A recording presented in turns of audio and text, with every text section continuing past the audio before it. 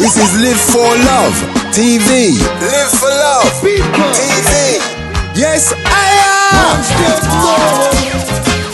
One step more.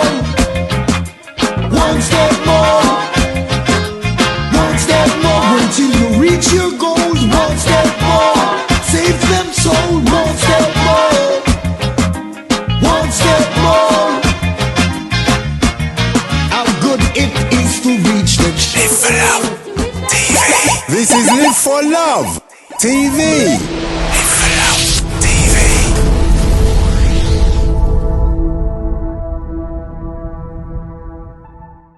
Welcome, Live for Love TV is here with you.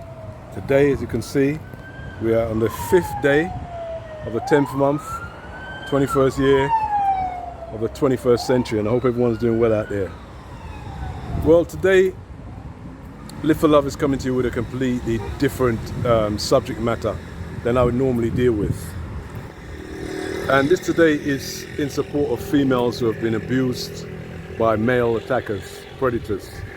And I know some of you have heard a lot of the stories, and recently R. Kelly's been in the news, and there's been other people who've been convicted and found guilty, and the next minute they're not guilty, or they're doing time, whatever. But currently in the reggae world, we have allegations going around about a particular artist. Now, names have been called, but we have one allegation that's going around that's getting traction, as they say, getting a lot of traction. And it's an allegation, so nobody knows what's actually true. I wouldn't deal with it normally because rumors are rumors, but there are some things that are actually facts. And because this artist that we're talking about that's been accused right now, and they've been accused about an assault, a rape assault. He was accused in 2019 in Australia by a lady from Singapore. Because he's made a statement and actually belittled the lady, I thought I'd make my own statement, because we can read body language. We're man to man, and we know when people are talking and how they speak and what they say, and we can read between the lines. Now, this man who we're talking about is Richie Stephens, Richard Stephenson, reggae artist, Buff Baff. Yeah, Buff Baff, you don't know. So, a good artist as well, an artist that many of us have got a lot of his music, and did pretty well back in the 90s and the early 2000s. But anyway, that's neither here or there, because what he's been accused of, it doesn't matter if he's a king of Europe or the king of England. That is a bad accusation.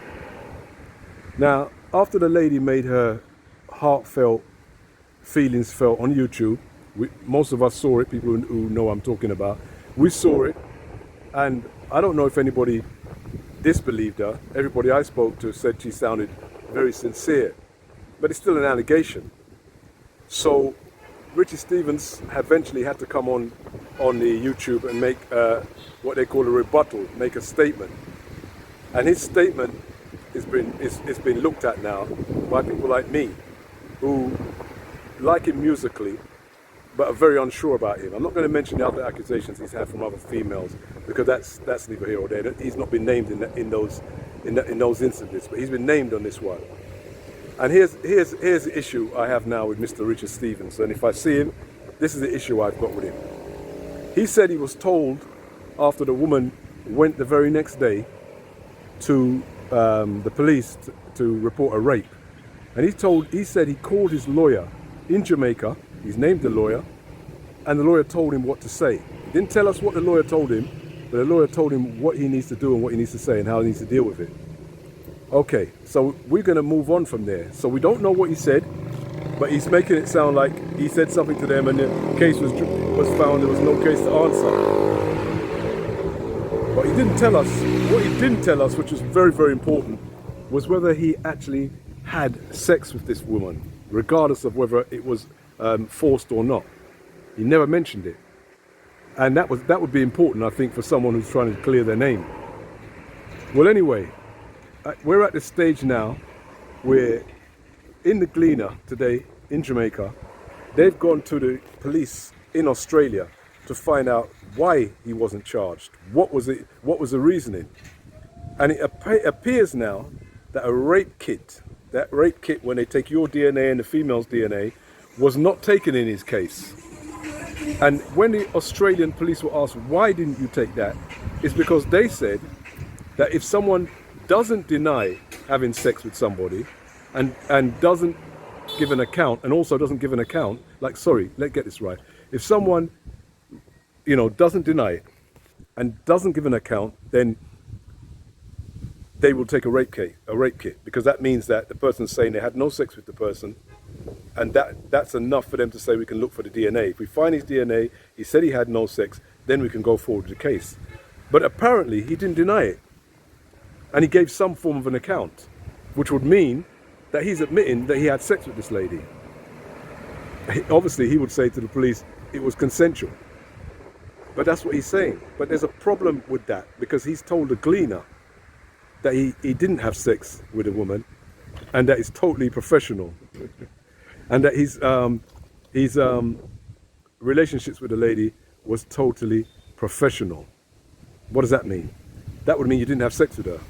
And when the Gleaner asked him directly, did you have sex with this lady? He said no, and he said no twice. So we now know that Mr. Richie Stephens, if these reports are true, and these are actual quotes for him from the police and from the Gleaner, Richie Stephens is lying. He's either lying to the Gleaner 2 years after the event, why would he have to do that? Or he's lying to the police. Or he's lying to everybody, including all the YouTubers, all his supporters, all his fans, and everybody that wants to know what's going on. He's got a big, sticky problem here. I would have said to him, advised him, if this all you had to say was in your rebuttal, then you should have said nothing and let it go, keep going.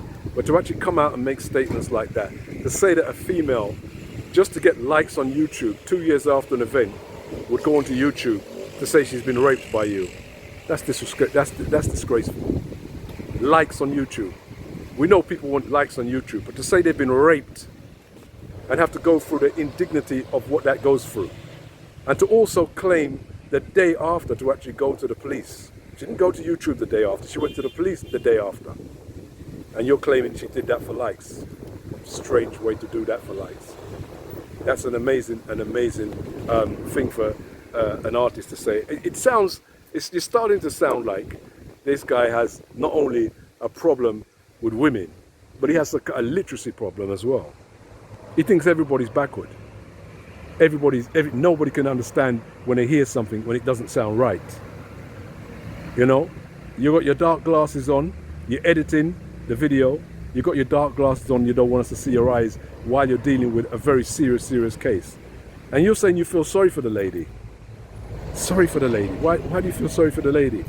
You feel sorry for her because she has to go to that level.